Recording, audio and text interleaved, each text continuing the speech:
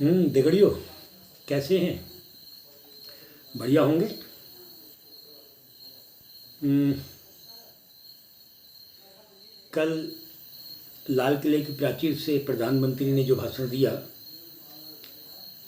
उस भाषण के बाद एक बात तो साफ हो गई है कि देश में महंगाई है। स्वयं प्रधानमंत्री जी ने स्वीकारा है कि हमने महंगाई को भी आयात किया है। अब ये समझ से परे है कि आयातित निर्यातित महंगाई क्या होती है, तो उतनी गहराई से जाना ही नहीं है, लेकिन स्पष्ट हो गया कि देश में महंगाई है। 800-900 रुपये किलो का जीरा, 150 से लेकर 250 रुपये किलो के बीच के टमाटर, ये महंगाई के लक्षण हैं। और अच्छी बात है कि देश के प्रधानमंत्री ने भले ही आयातित रूप से, लेकिन महंगाई को स्वीकार लिया है। जब स्वीकार लिया है महंगाई है, तो हम उम्मीद कर सकते हैं कि महंगाई पर लगाम लगाने के लिए, महंगाई को रोकने के लिए, बाजार से चीज़ें कम ना हो, सारे प्रयास सरकार अपने स्तर से करेगी, जो अब तक दिखते नहीं थे। और लेकिन मैं आज आप लोगों के बीच में ये भी कहने के लिए आया था कि लाल किले की प्राचीर से जब प्रधानमंत्री ने स्वतंत्रता दिवस का भाषण दिया, तो उस भाषण में वे भविष्य के भारत को नहीं दिखा रहे थे, और पुराने 10 साल पुराने भारत को भी नहीं दिखा रहे थे। वे लंबे समय तक, कुल समय का 60% तक, भाषण के समय का, अपनी उपलब्धियों को गिनाने में रहे। उपलब्धियों को गिनाने के लिए बहुत से प्लेटफॉर्म होते हैं, मीडिया है, विज्ञापन है, और वैसे भी उपलब्धियों को गिनाने का जो प्लेटफॉर्म होता है सबसे बड़ा, जहाँ गिनाई जा सकती है, गिनानी चाहिए, वो चुनावी मैदान होता है। कम से कम 15 अगस्त का भाषण तो, ये परंपरा पहले से नहीं थी, अब पढ़ रही है, कोई नहीं। 15 अगस्त के भाषण में माननीय प्रधानमंत्री जी ने एक बात कही कि 2024 में भी स्वतंत्रता दिवस के दिन वे ही आएंगे भाषण देने के लिए। यानी उनमें उम्मीद है कि उनकी सरकार बनी रहेगी, मोदी जी की सरकार बनी रहेगी, और 2024 में भी वही भाषण देंगे। इसे अति उत्साह कहा जा सकता है, होना चाहिए। एक नेता के अंदर उत्साह की कमी तो नहीं होनी चाहिए, और इसे अति उत्साह कहा जा सकता है। लेकिन इस कहे के पीछे एक सवाल भी उठता है कि देश में लोकतंत्र है, और चुनाव, जनता के हिस्से का चुनाव इस पूरे दौर में है। मतलब इस एक साल के अंदर, यानी 15 अगस्त 2024 से पहले पूरी व्यवस्था जनता के हाथ में होगी, और जनता अपने लिए सरकार चुनेगी। किसको चुनती है? बहुत बड़ा देश है, वो कल के गर्भ में है। लेकिन मोदी जी द्वारा ये कहना कि वे ही 2024 के स्वतंत्रता दिवस पर भी लाल किले की प्राचीर से संबोधन करेंगे, उनके अंदर के एक डर को भी दिखाता है। 13 में आपने नहीं कहा, 12 में आपने, 14 में आपने नहीं कहा, 15 में आपने नहीं कहा, 23 में आप कह रहे हैं, 22 में आपने नहीं कहा, 20 में आपने नहीं कहा, लेकिन 23 में आप कह रहे हैं, तो उसके पीछे मकसद क्या है? 2 घटनाएं और 3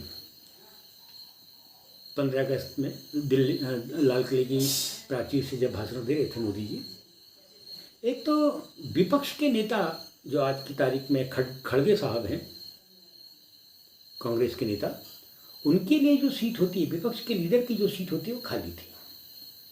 और खड़गे साहब ने इस पर कहा भी है कि मेरे को अपनी पार्टी कार्यालय में जाना था, कई जगह काम थे, व्यस्तता थी, इसलिए मैं नहीं आया।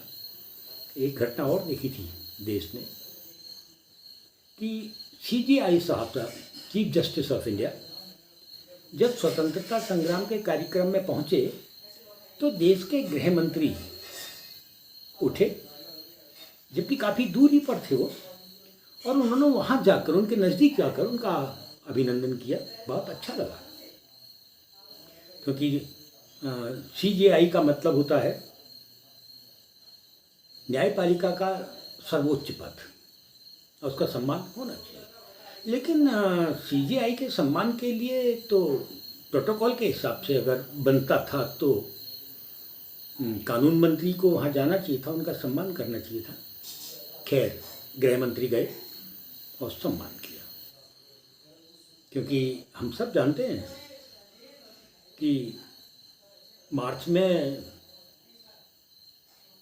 कार्यकाल समाप्त नहीं हो रहा है CJI साहब का, और ये जो चुनाव होंगे, जो सही नई सरकार बनेगी, वो पूरा कार्यकाल CJI साहब का होगा, chief justice of India Chandrachud साहब का होगा।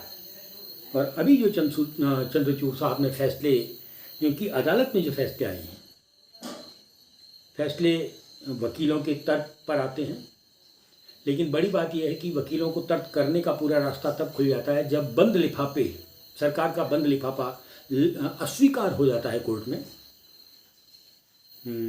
ये भी एक घटना थी। मैं सोच रहा हूँ आज की तारीख में एक घटना का जिक्र और करूँ, 2013 की घटना का। 2013 में मनमोहन सिंह ने, जब देश के प्रधानमंत्री, अर्थशास्त्री प्रधानमंत्री ने जब स्वतंत्रता संग्राम का भाषण दिया था लाल किले की प्राचीर से, उसके 1 घंटे के बाद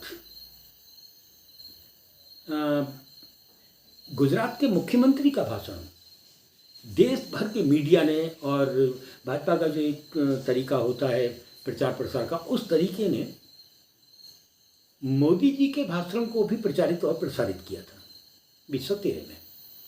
वो भाषण, और उस भाषण को बाँचने के लिए, बोलने के लिए जो मंच जैसा तैयार किया गया था, वो एक तरह से लाल किले का जैसा डिजाइन तैयार किया गया था, और ऐसा लग रहा था कि लाल किले की प्राचीर से गुजरात के मुख्यमंत्री भाषण दे रहे हैं। और बाद में मालूम पड़ा नहीं, भुज में कहीं वो सब डिजाइन किया गया था। ये आज याद दिलाने की ज़रूरत थी। मैं इसको याद नहीं दिलाता अगर प्रधानमंत्री ने ये नहीं कहा होता कि 24 में मैं फिर इसी मंच से भाषण दूंगा। प्रधानमंत्री का भाषण कोई साधारण भाषण नहीं होता है। लाल किले की प्राचीर से 15 अगस्त को दिए जाने वाला भाषण पूरी दुनिया में जाता है, एम्बेसियों के माध्यम से पूरी दुनिया में जाता है। दुनिया भर की एम्बेसियों में जो हमारे राजदूत होते हैं उन तक भेजा जाता है, और तो और उस पूरी दुनिया का ध्यान उस भाषण पर इसलिए रहता है क्योंकि ये बनी हुई लकीर है, और उस भाषण के माध्यम से हम अपने, भारत अपनी लकीर को साबित करता है कि ये हमारी लकीर होगी, ये हमारा प्लेटफॉर्म होगा 1 साल के अंदर, जो भविष्य के लिए चीज़ों को तय करेगा। इसलिए भाषण बहुत महत्वपूर्ण हो जाता है। हम चाहते हैं, मैं चाहता हूँ और निवेदन करता हूँ सभी से कि हम सबको चाहिए कि 2013 में जो भुज में लाल किला जैसा बनाकर गुजरात के मुख्यमंत्री की हैसियत से मोदी जी ने भाषण दिया था, उस भाषण को पूरा सुना जाए, क्योंकि उसमें काला धन था, सफ़ेद धन था, स्विस बैंक था, कोल घोटाला था, बहुत कुछ था किसी सरकार के खिलाफ। और सबसे बड़ी बात परिवारवाद था। उसको सुना जाए, और उसके बाद हम चाहते हैं पूरा देश 2014, 15, 16, 17, 18, 19, 20, 21, 22 और 23 लाल किले की प्राचीर से दिए गए भाषण को सुने, और एक तरतीब के साथ सुने।